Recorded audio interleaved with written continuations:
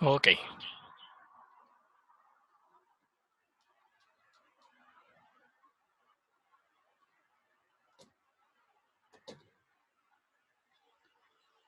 Buenas tardes. Espero que se encuentren bien. Vamos a iniciar nuestra sesión de meditación.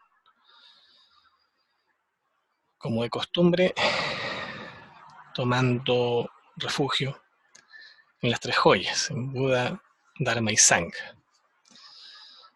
Ustedes, la mayoría de ustedes, si no todos, ya más o menos saben cuál es el procedimiento acá, así que con una buena motivación,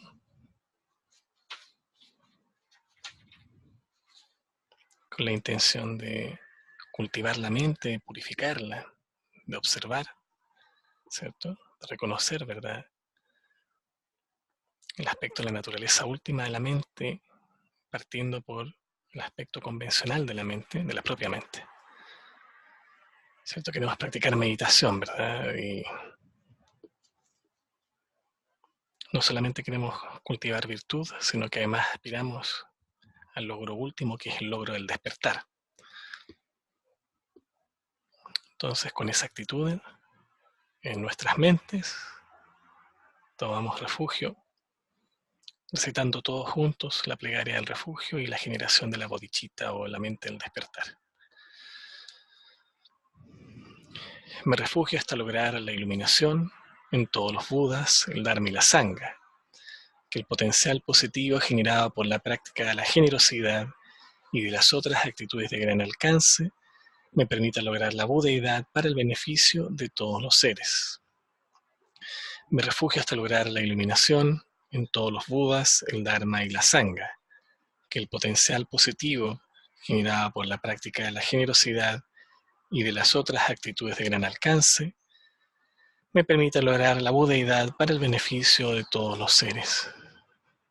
Me refugio hasta lograr la iluminación en todos los Budas, el Dharma y la Sangha, que el potencial positivo generado por la práctica de la generosidad y de las otras actitudes de gran alcance me permita lograr la budeidad para el beneficio de todos los seres. Siempre con la visualización, ¿verdad? Pensando que estamos ante la presencia del Buda, o si lo deseamos, ¿verdad? Visualizando al Buda, ¿cierto? Con todas sus características, con todos sus detalles, emanando luz que nos toca, que purifica nuestras faltas, nuestros bloqueos, ¿verdad? Emocionales, cognitivos, ¿cierto? Que purifica nuestro karma negativo, ¿verdad? Y el de los demás seres, ¿cierto? Esta luz toca también a todos aquellos con los que tenemos conexión y aquellos también con los que no tenemos conexión, seres humanos y no humanos, todos los seres son purificados, ¿verdad? Por medio del poder, por medio de la actividad del Buda. Y volvemos nuevamente a tomar refugio, esta vez cantando la melodía del refugio en sánscrito. Budam Sharanam Gacchami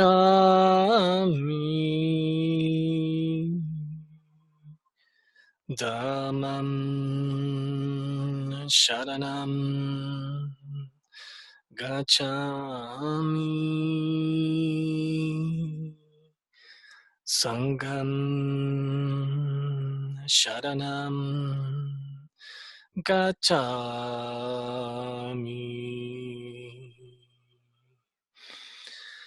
Buddham Sharanam Gacchami.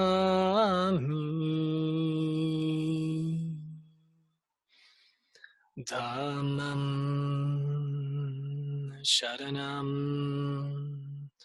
Gacchami.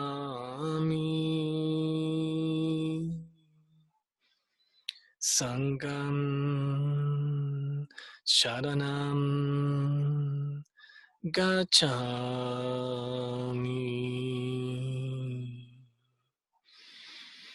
Buddham Sharanam gacchami. Dhammam sharanam gacchami.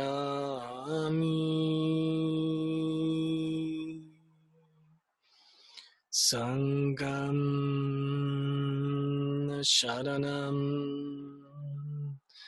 gacchami.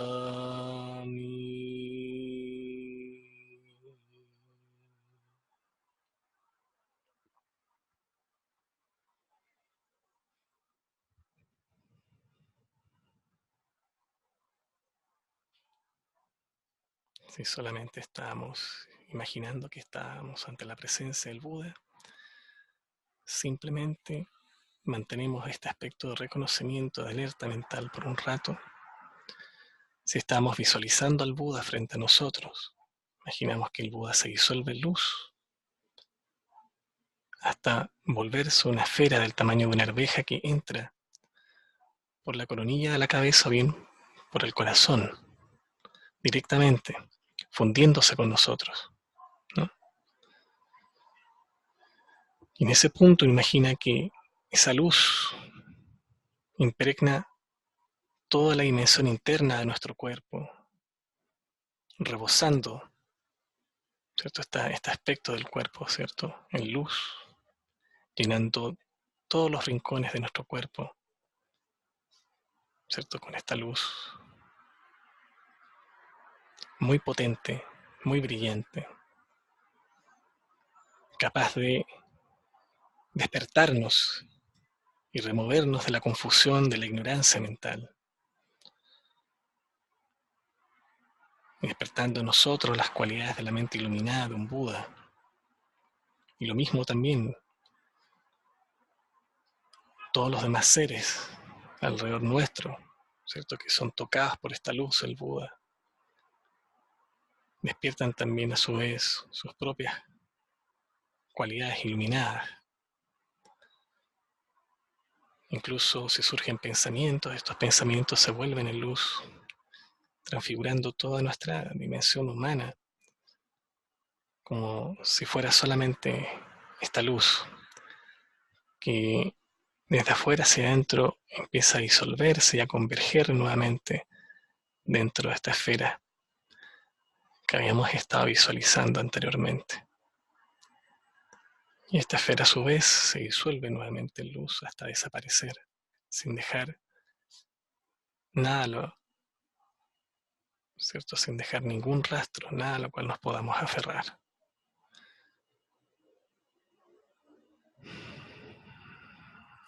Abrimos levemente los ojos y descansamos un momento, manteniendo alerta y atención plena, sin enfocarnos en algo en particular, sin pensar en algo, sin visualizar algo en particular.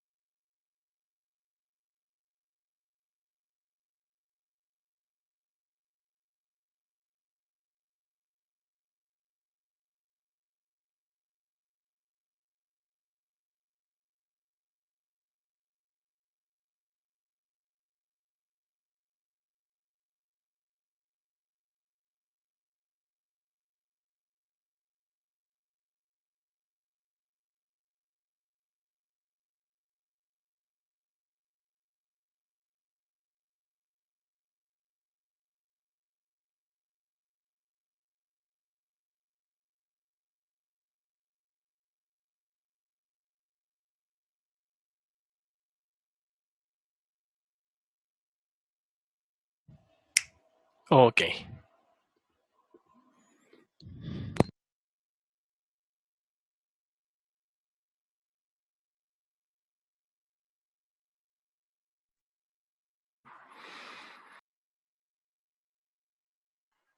ok. Estuvimos, ¿cierto? Haciendo un resumen, ¿verdad? De los puntos de la sesión del día viernes pasado. Entonces estuvimos hablando sobre los dos componentes, ¿verdad? Shamatha y Vipassana, y estuvimos, eh, ¿verdad? Explicando, ¿cierto? Cuál es el objetivo, ¿verdad? Cuál es la razón por la cual Shamatha es importante, ¿cierto? La razón por la cual practicamos Shamatha, ¿verdad? Y Vipassana, en términos de estos tres enfoques, ¿verdad? Donde uno desarrolla primero Shamatha, luego Vipassana, ¿cierto? Que es el primer enfoque. Después el segundo es desarrollar Vipassana y luego Shamatha. Y el tercero es desarrollar Shamatha y Vipassana simultáneamente. ¿Recuerdan?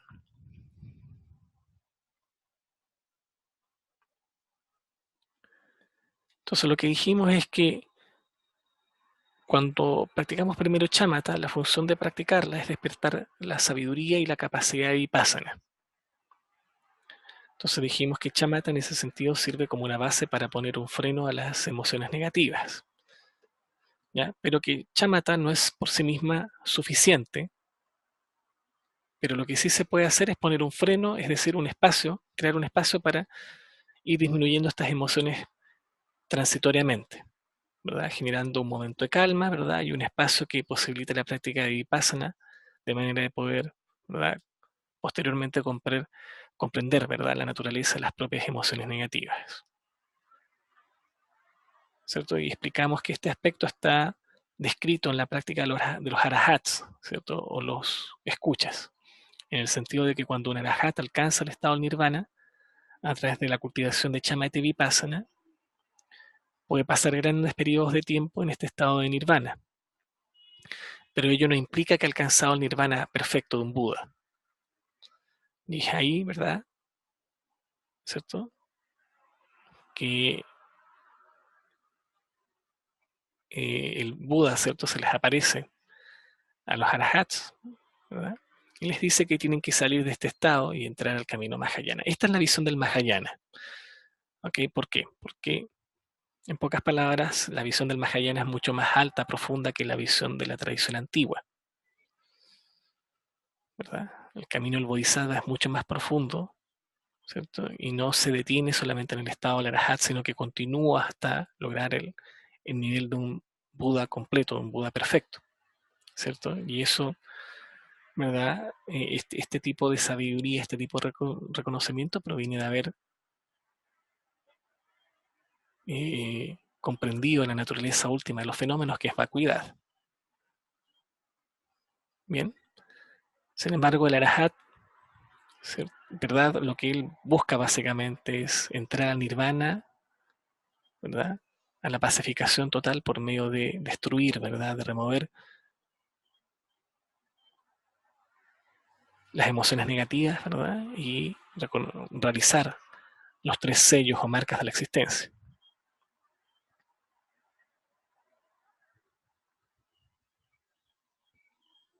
Entonces el Arahat lo que hizo básicamente fue por un tiempo suspender sus emociones negativas, pero no eliminarlas en un 100%, ya que no cultivó la visión última de la bodhicitta, que es la visión del Mahayana. ¿Okay? Entonces dijimos que en resumen Shamatha es la base para controlar las emociones negativas, tanto para yogis budistas, yogis y practicantes budistas y no budistas. ¿Ok?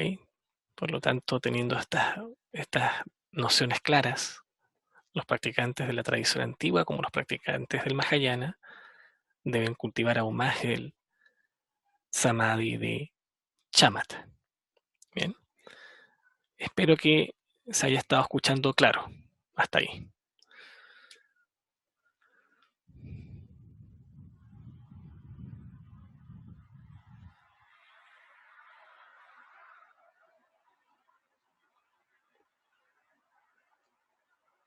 ¿Verdad? Y después terminamos, explicando que la forma en que se explica Shamatha y la forma en que se explica Vipassana va a depender del momento en el que uno está aprendiendo a meditar, y que en ocasiones Shamatha se explica de manera más mecánica, rígida, pero que este tipo de Shamatha,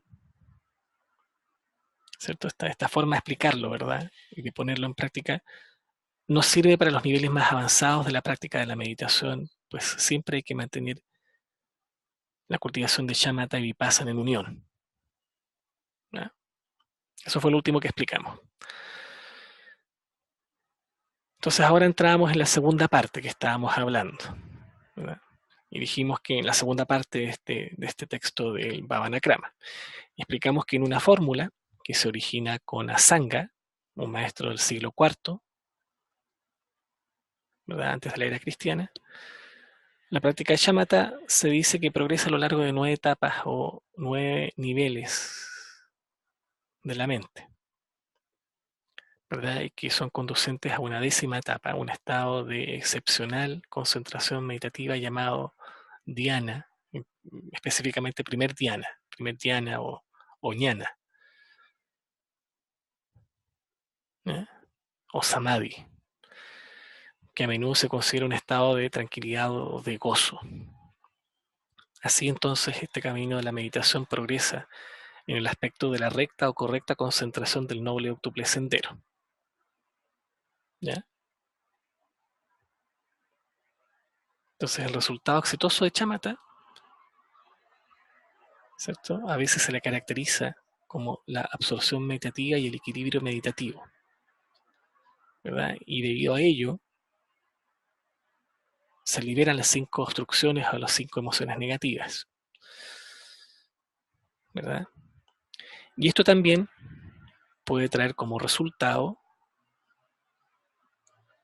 el, la aparición, o mejor dicho, sí, el surgimiento de siddhis o poderes mentales o logros espirituales como la clarividencia y las emanaciones mágicas. Entonces, esto es un resultado natural de las prácticas de concentración de Shamatha. Bien. Entonces, como hemos dicho en otras ocasiones, uno debe tener cuidado de prestarle atención a estas experiencias. En realidad uno no debe prestarle atención a ninguna experiencia durante la práctica de la meditación. Bien. Entonces, volviendo a estas 9 etapas de estabilización mental, la Sangha delinea esto en distintos compendios, en distintos textos. Por ejemplo, en el Abhidharma Samuchaya, que es el compendio del Abhidharma, y en el capítulo del Ejravaka Bhumi, que son los niveles de los Ejravakas del famoso texto Yogacara Bhumi Shastra, ¿cierto? Que es el comentario clásico respecto a las etapas de la conducta yógica. Cuando hablamos de conducta yógica, de yoga, ¿verdad? No hay que confundirlo con el entendimiento del yoga que tenemos en Occidente en estos tiempos. Esta explicación también se encuentra en el Mahayana Sutra Lankara, también de Asanga, que fue inspirado por Maitreya Nata, ¿verdad? Y les explicaba que cuando mencionamos estos nombres, la idea es que ustedes puedan, cuando los vuelvan a escuchar esta grabación, buscar por internet y tener más información.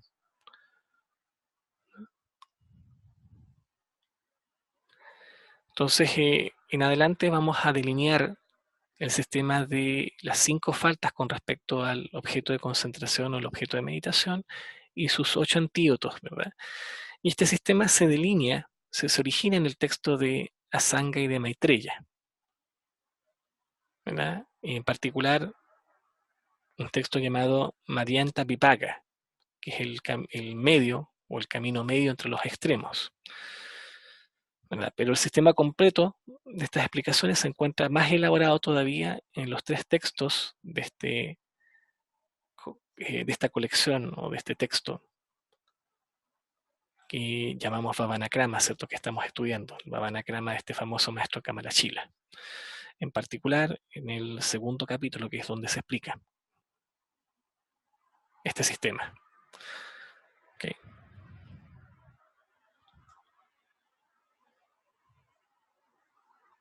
Entonces la siguiente formulación de shamatha deriva originalmente de este sistema de la tradición yogacara, ¿cierto? De la escuela de yoga, ¿cierto? O de los practicantes de yoga, de los practicantes de meditación.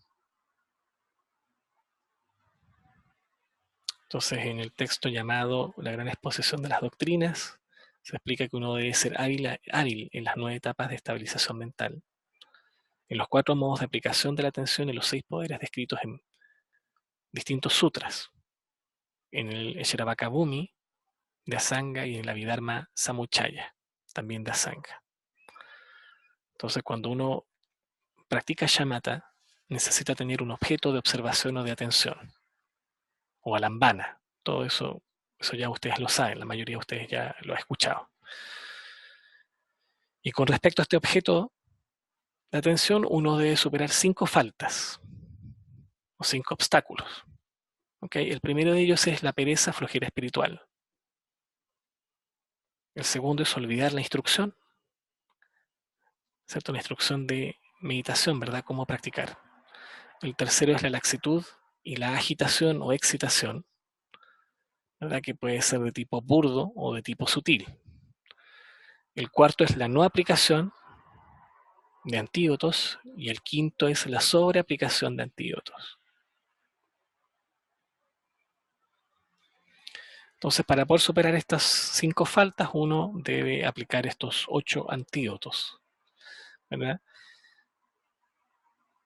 Los antídotos para el primer obstáculo, ¿cierto? La primera falta, que es la pereza espiritual, ¿cierto? Lo primero que uno debe cultivar es confianza, ¿cierto? No solamente se refiere a la confianza de uno mismo, sino que se refiere en particular a la confianza en la práctica de la meditación, la confianza en el Dharma del Buda. Cuando uno no puede tener esta confianza natural hacia el Dharma, hacia la práctica, hacia cultivar la mente, entonces uno puede utilizar un soporte. ¿Y qué mejor soporte que tomar refugio en las 3 joyas? ¿Cierto? Que son Buda, Dharma y Sangha. Y reflexionar en los distintos niveles, ¿verdad? Que comprenden estas 3 joyas del refugio: nivel externo, interno, secreto y último. Ahora, si uno no conoce estos distintos niveles, no importa. Basta con reflexionar en el nivel más externo. ¿Ok? Para eso uno puede utilizar distintos soportes, ¿verdad? Reflexionar analíticamente, practicar el refugio como una forma de meditación, ¿verdad? De cultivación mental, etc. Okay, ese es el primer antídoto. El segundo antídoto, el 2A, podríamos dividirlo, ¿cierto? El 2A es contemplar respecto a las faltas de la distracción, ¿cierto? Reconocer cuáles son esas faltas, reconocer la distracción, fundamentalmente. Cuando uno enseña a meditar, una de las primeras formas de meditación que uno explica es contar las respiraciones del 1 al 10 y después le dice a la persona que se devuelva. ¿Ya? Ese tipo de práctica no es muy profunda, ¿verdad? No obstante, ayuda a reconocer cuando uno está distraído. ¿Ok? Respondiendo a una pregunta que está ahí en el chat, ¿sí? La respiración es un objeto de observación o de concentración. Bien. Entonces, reconociendo la distracción, ¿verdad? Debemos estar aún más alertas cuando eso ocurra. Y esa es una de las cosas que uno debe cultivar en la práctica de la meditación, ¿verdad? Utilizando el gancho de la alerta mental, ¿verdad? Siempre decimos que hay que cultivar atención cuando uno está meditando, pero además necesitamos de la alerta, y la alerta nos permite sostener y mantener el objeto en la mente, ¿verdad? Y en el momento en que el objeto se va, ¿cierto? Y lo perdemos de nuestro foco, con el gancho de la alerta lo tajamos y lo traemos de vuelta a nuestra mente. ¿Ok? Entonces traten de recordar esto que estamos explicando porque tienen que aplicarlo en su práctica. El 2B es tener interés, intención, el deseo de querer actuar. ¿Ok? Entonces esto está conectado con la idea de que uno debe tratar de hacer, tratar de mostrar interés por la práctica, sentirse motivado.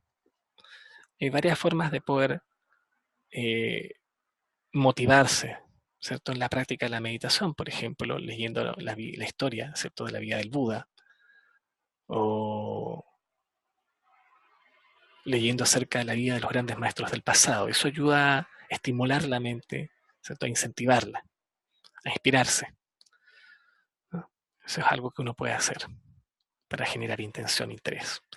Tercero es practicar, hacer el esfuerzo, aunque sea un minuto, ¿verdad? Aunque sea un minuto únicamente. Si nosotros nos sentamos, ¿verdad? En la postura de meditación, aunque sea un minuto, eso nos permite a nosotros cultivar el hábito, ¿verdad? Y es precisamente porque tenemos el hábito puesto, ¿cierto? A la cultivación de la virtud, a la cultivación mental, ¿verdad? Es por eso que siempre tratamos de postergar nuestra práctica para el día siguiente o en otro momento. El problema es que cuando llegue ese momento, después queremos postergarlo en otro momento, después postergarlo a otro momento, etcétera. Entonces, al final, no terminamos haciendo nada, ¿verdad? Y se nos pasa el tiempo, ¿verdad? Y después decimos, oh, perdí todo este tiempo, ¿verdad? Pudiendo haber practicado, pero ya es tarde. Nadie nos va a devolver ese tiempo. Entonces, aunque sea un minuto, ¿verdad? Un minuto de clara atención, de clara concentración, de completo foco, Buda Maitreya dice, ese único momento, ese minuto, es un minuto de Buda, ¿ya?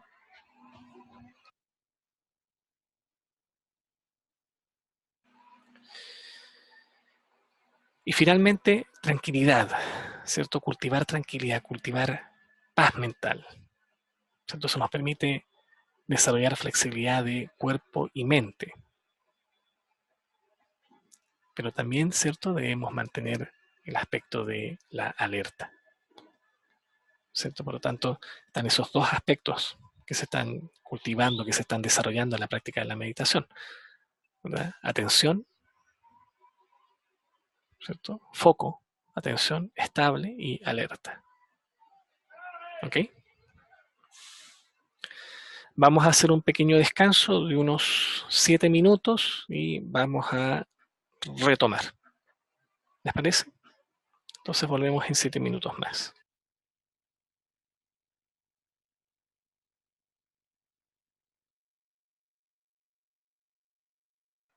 Ok.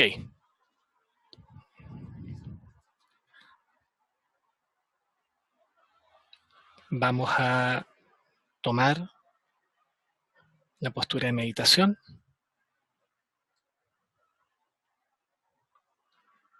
La postura de 7 puntos y vamos a prestar atención al cuerpo únicamente. Nos vamos a tratar de relajar ahora. ¿Ya? ¿Cierto? Lo que son preguntas se las voy a responder, ¿verdad? Los últimos minutos antes de que cerremos la sesión. ¿Ya? Así que me voy a acordar de tu consulta, Marco.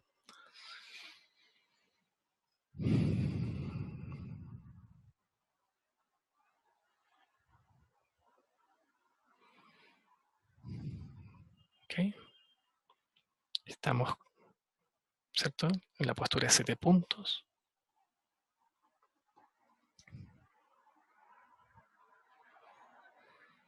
Podemos cerrar los ojos y vamos a mantener atención, ¿verdad? Completamente en la postura como un todo, manteniendo el aspecto de presencia mental. Ahora, si nos cuesta, podemos ir recorriendo, ¿cierto? De la cabeza hasta los pies, como lo hemos explicado en otras ocasiones, y luego de los pies a la cabeza. Y mantener, ¿cierto? La atención, revisando la postura, ¿cierto? Una y otra vez. ¿ok? Y en el proceso traten de recordar estos 5 puntos que explicamos, estos 5, ¿cierto? Antídotos contra la flojera. Traten de recordarlos y repasarlos y integrarlos en la práctica durante este rato que vamos a estar meditando. ¿Ok? Así que 5 minutos, atención en el cuerpo.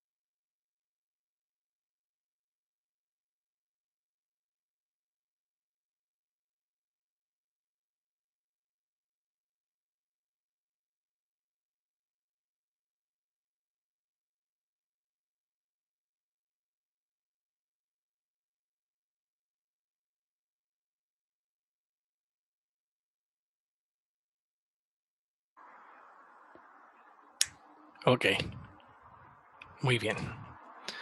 Soltamos lentamente la postura.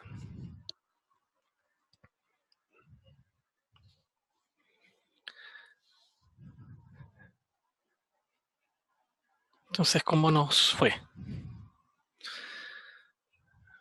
¿Pudimos sostener la atención durante este rato o nuestra mente caía presa de los pensamientos o de la letargia, de la agitación en su defecto? ¿Qué ocurrió en ese instante que estuvimos meditando, en este poco rato? Eso es lo que uno debe observar. Entonces,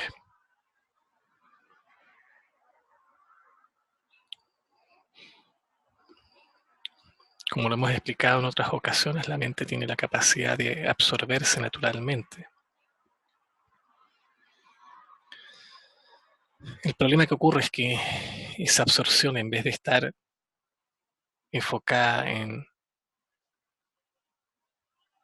el reconocimiento de la sabiduría, ¿cierto? Desde el punto de vista de lo virtuoso, está enfocada en el samsara, ¿cierto? En la confusión mental.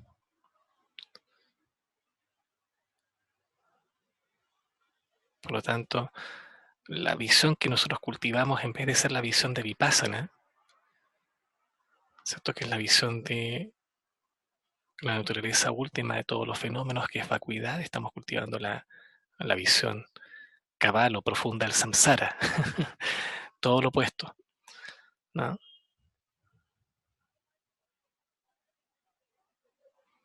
Entonces, en general, y un poco respondiendo a tu pregunta, Marco, esto le puede servir a todos, ¿no? A todos nos sirve esto que vamos a hablar. Uno parte primero con chámata y parte cultivando chámata en la medida que no logra poder controlar el proceso eh, de la estabilidad, ¿cierto? La estabilidad no es lo suficiente, ¿verdad? No es suficientemente este estado de shamatha, de apertura, de paz, no es lo suficientemente estable.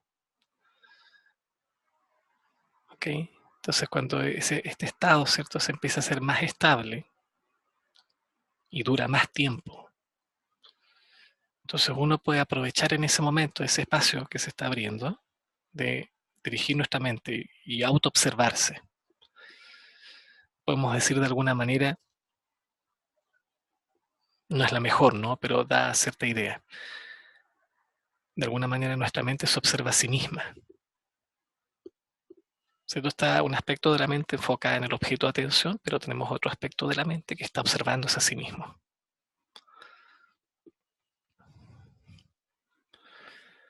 Eso te puede entregar un poco la idea, ¿no? No es tan así, pero te entrega un poco la idea de lo que está ocurriendo detrás. Entonces, el tiempo que uno debiera meditar en Shamatha va a ser relativo, a depender únicamente de tu propio esfuerzo y cuán regular y disciplinado eres en tu práctica. Pero la idea es que tu meditación de Shamatha no se vuelva solamente Shamatha únicamente, sino que además tú la puedes integrar con Vipassana. Entonces, en el momento que nuevamente tu mente está estable, diriges tu atención y observas qué es esto que llamamos mente. Y todo lo que surja en ese momento, ¿verdad? Uno no intenta juzgarlo, ni etiquetarlo, ¿cierto? Ni rechazarlo, ni observarlo, ni aceptarlo, quiero decir. Simplemente lo observa, ¿ok? Y en el momento de observar eso que está ocurriendo, esa experiencia, uno reconoce la naturaleza profunda de esa experiencia, la naturaleza última de esa experiencia, que es vacuidad. Esa es la forma en la que uno debería integrar Shamatha y Vipassana con todo lo que ocurra en ese momento. Si ocurre eso, entonces quiere decir que le estamos dando un buen uso a nuestra Shamatha. Si nos está ocurriendo eso, entonces la Shamatha que estamos practicando es una Shamatha mundana,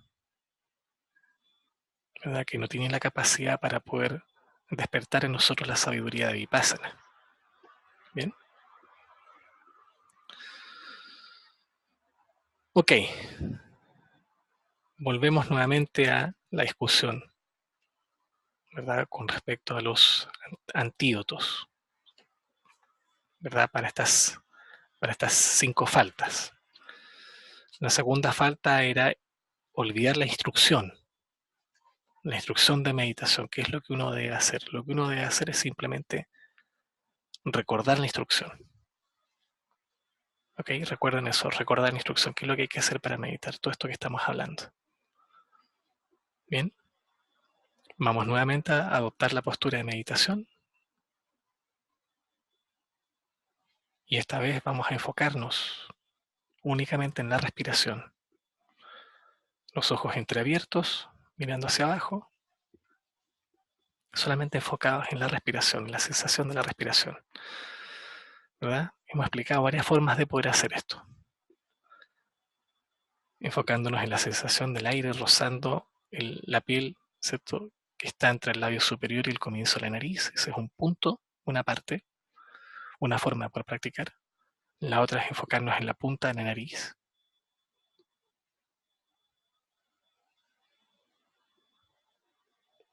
Ok, esa es otra forma también habitual. La otra es unir prana y mente, ¿cierto? A través de la recitación del mantra o de la palabra butó. Lo hemos explicado, ¿cierto? Al momento de inhalar, la inhalación equivale al sonido natural de bu, y al momento de exhalar equivale al sonido natural de to.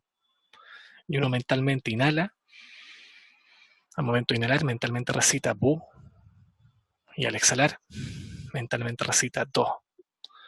¿Ok? Esa es una tercera forma. Una cuarta forma es prestar la atención, ¿cierto? Entre 2 a 3, algunos textos dicen 4 dedos,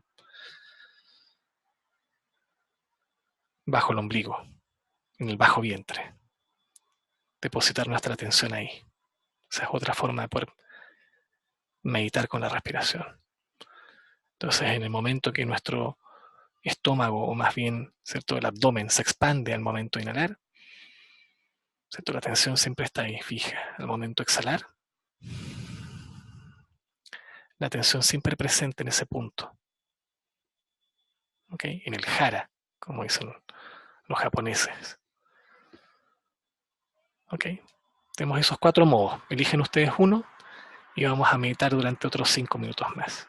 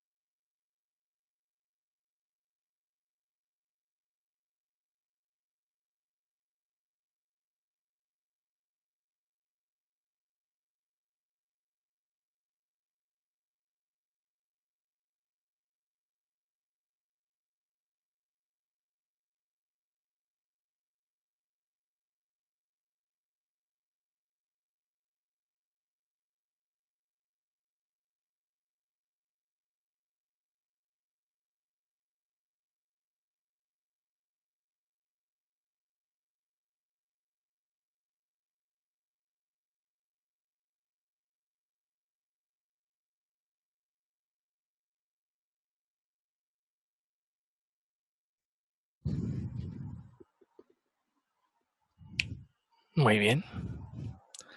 Soltamos la postura. Estiramos las piernas. Descansamos un momento para refrescarnos, para estirar un poco el cuerpo.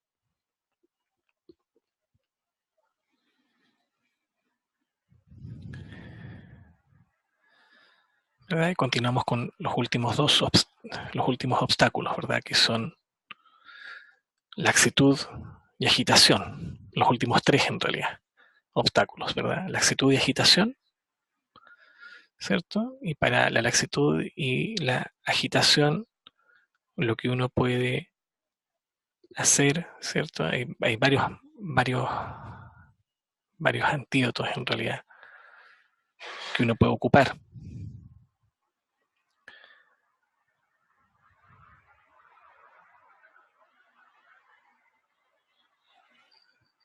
Por ejemplo, cuando uno está experimentando somnolencia o laxitud, lo que uno puede hacer es pararse, por ejemplo, levantarse, lavarse la cara, ¿cierto? Cosas como de sentido común, ¿no? Caminar un poco, movernos. Podemos incluso hacer algún tipo de ejercicio suave como el yoga de posturas, ¿no? Físico, asana.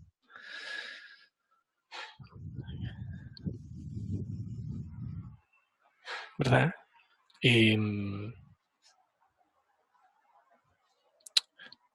Meditar, por ejemplo, en la impermanencia, o meditar en los sufrimientos del samsara. Ese tipo de prácticas nos pueden ayudar a despertar, ¿verdad? De modo de cortar con la laxitud. Para la agitación, lo que uno puede hacer es relajarse, estirarse, ¿verdad? Descansar un momento. Uno puede apoyarse en un mat, por ejemplo, o tenderse en el suelo y descansar un momento completamente relajado.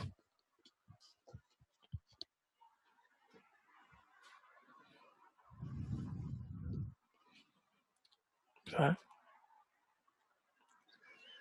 Si uno está muy agitado, ¿verdad? Otro ejercicio que puede hacer es la práctica de las 9 respiraciones de purificación. Este último ejercicio no lo hemos explicado mucho. Algunas veces lo hemos transmitido, pero no siempre. Y me hubiera gustado haber alcanzado a haberlo explicado y haberlo hecho hoy día. En otras ocasiones lo hemos explicado, pero requiere de algunos minutos de explicaciones con respecto a las prácticas de Salung o Pranayama, ¿cierto? ¿Cuál es el fundamento de estas prácticas, verdad? ¿Para qué las hacemos en la meditación, en el budismo? Entonces, por un tema de tiempo no vamos a alcanzar. Pero en la próxima sesión podemos explicar algunas técnicas básicas de este tipo de prácticas de Pranayama, de Salung o de control de la respiración. Entonces, eso nos ayuda, ¿verdad?, a bajar la actividad mental. ¿Bien? Podemos hablar de otros antídotos más, pero yo creo que esos son suficientes por ahora. Más adelante igual vamos a entrar en un nivel un poquito más profundo y vamos a volver de nuevo a explicar los antídotos. Ya sé que esta era como una breve descripción general. ¿Ok? Entonces esto es lo que corresponde para la laxitud y para la agitación. Finalmente, para la no aplicación, ¿cierto?, de antídotos, lo que uno debe aplicar son antídotos. Entonces, para ello podemos hacer uso del aspecto de la alerta, ¿cierto?, de la clara comprensión, del darnos cuenta, el darse cuenta, de estar completamente presentes en la práctica mientras estamos meditando. ¿Ok? Y para la sobreaplicación, ¿verdad?, el antídoto es simplemente no aplicar antídotos para la sobreaplicación, ¿verdad? No habiendo presencia de obstáculos, ¿verdad? Entonces no es necesario aplicar antídotos, o en el caso de que existan obstáculos, ¿verdad? Aplicar antídotos específicos, pero no demasiados, de modo de que uno no salte, por ejemplo, de la laxitud a la agitación o viceversa. ¿Ok? Entonces tengan presente todo esto que hemos estado hablando y vamos a volver a practicar por unos 5 minutos más, ¿verdad? Eh, y vamos a tratar de integrar todo esto que hemos estado, ¿cierto? Hablando en estos últimos minutos. ¿Ok? En particular, si surgen laxitud o agitación, entonces ya sabemos lo que hay que hacer. Bien, entonces manos a la obra y practicamos por unos 5 minutos más.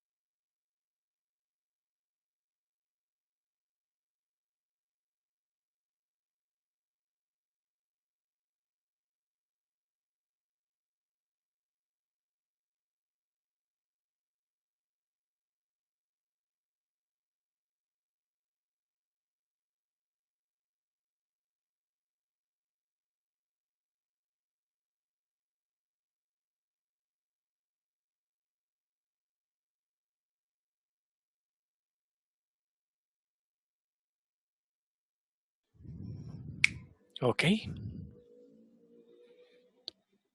Soltamos la postura, estiramos las piernas. Podemos pararnos para evitar los calambres.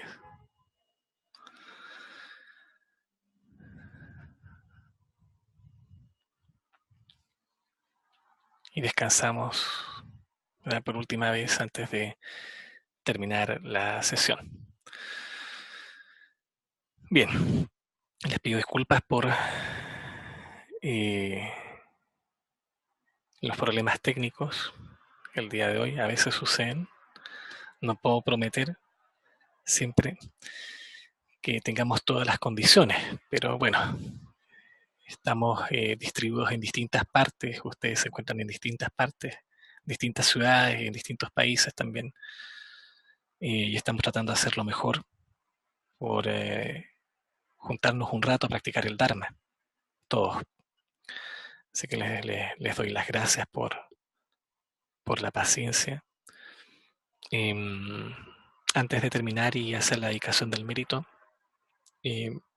quisiera saber si tienen alguna pregunta, algo que no haya quedado claro.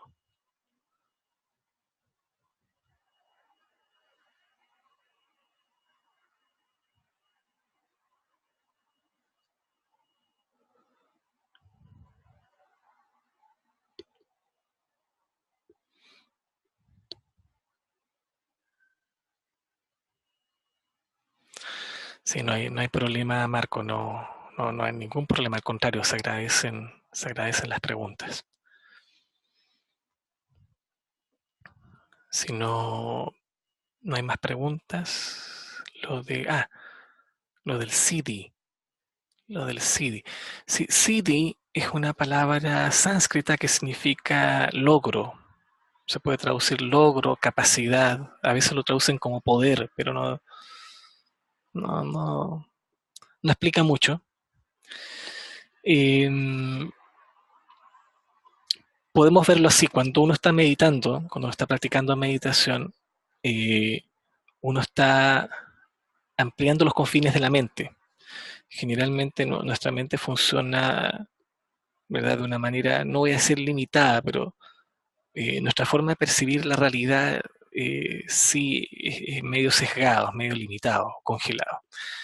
Cuando uno empieza a practicar meditación, esa forma de percibir, ese aspecto de la percepción, en vez de permanecer congelada, se empieza a expandir.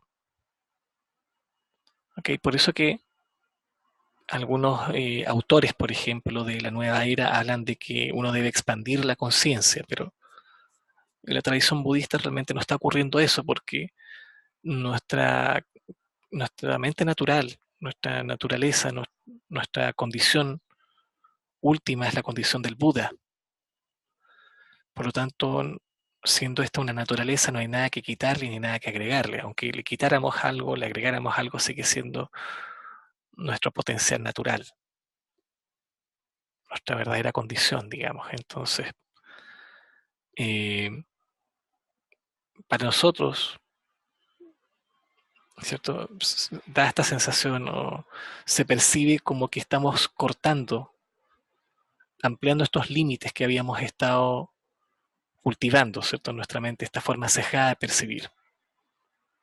¿Ok? Pero en realidad no está ocurriendo eso, sino que más bien lo que está ocurriendo es un tipo de cognición. ¿Ok? En la medida en que la mente se empieza a enfocar y genera fijación en un objeto, ¿cierto? Ese es un aspecto de la atención y de la cultivación, ¿cierto?, que está escrito en el Octuple Noble Sendero de las enseñanzas del Buda, del camino que lleva a la liberación, ¿no? Cuando uno agudiza esa capacidad, ¿cierto?, la cultiva, así como cuando uno va a un gimnasio y cultiva un músculo, por ejemplo. Yo quiero desarrollar un bíceps, ¿cierto?, de uno de mis brazos, entonces para eso lo que tengo que hacer es hipertrofiarlo. Para poderlo hipertrofiar, necesito hacer distintos tipos de ejercicios y movimientos de modo de poder aumentar el tamaño de ese músculo. ¿Ok? Con la mente pasa algo similar. En la medida que nosotros empezamos a cultivarla, ¿verdad?, y a desarrollar concentración y fijación particularmente, estas habilidades naturales o cualidades naturales se empiezan a manifestar. ¿Ok? Hay distintas formas de interpretar lo que son los sí de acuerdo a la tradición india con respecto a la tradición tibetana. ¿Okay? En la tradición india se explican más desde el punto de vista de capacidades preternaturales, podríamos explicarlo así, ¿no? Como la capacidad de la clarividencia, de la visión a distancia, la capacidad de volar, ¿cierto? De teletransportarse o de mover objetos, o la telepatía incluso, como las conocemos aquí en Occidente. En la tradición tibetana, estos sí se manifiestan como larga vida, prosperidad, condiciones favorables para la práctica. ¿Okay? Y también se puede manifestar, ¿cierto? Como ese tipo de capacidades mentales, ¿no? O poderes mentales. Pero no son solamente eso, ¿no? Tener éxito, que para algunos podría ser, ¿cierto? Una forma de suerte. Para nosotros no es suerte, sino que es más bien eh, la liberación de nuestros obstáculos, ¿verdad? Mentales, emocionales, ¿verdad? Cuando uno libera esos obstáculos, uno puede tener éxito en lo que uno desee, ¿cierto? Éxito a nivel profesional, a nivel de los negocios, a nivel familiar. Y ese éxito lo podemos llevar a nivel de nuestra práctica de meditación también. No es algo mágico, si me entienden, ¿no? Bueno, ese tipo de logros es a lo que llamamos siddhis en sánscrito. Siddhis o, ¿verdad? Logros, realizaciones o poderes. Espero que te lo haya aclarado un poco más ahora, Marco.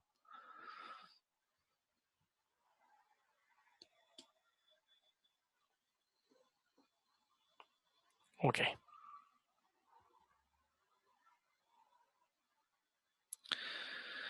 Bueno, si no hay más preguntas, entonces vamos a dedicar el mérito.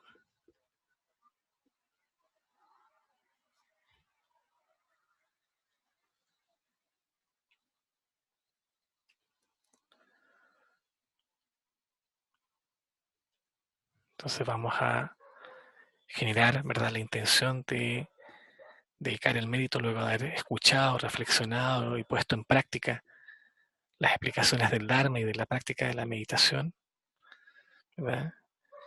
Y todo ese potencial positivo, ese mérito, karma positivo que hemos generado, lo dedicamos para el beneficio de los demás seres, de modo de que ellos también puedan lograr, ¿verdad?, el completo despertar, ¿cierto?, el estado del Buda.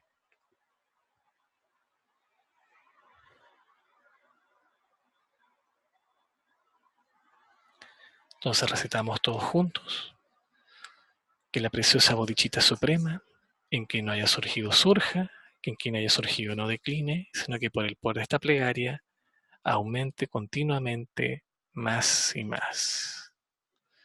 Chanchu Senchok Rinpoche, Mashipanam Cheyurshik Chipanyan Pamet Parayan Kone con tu pelwar show.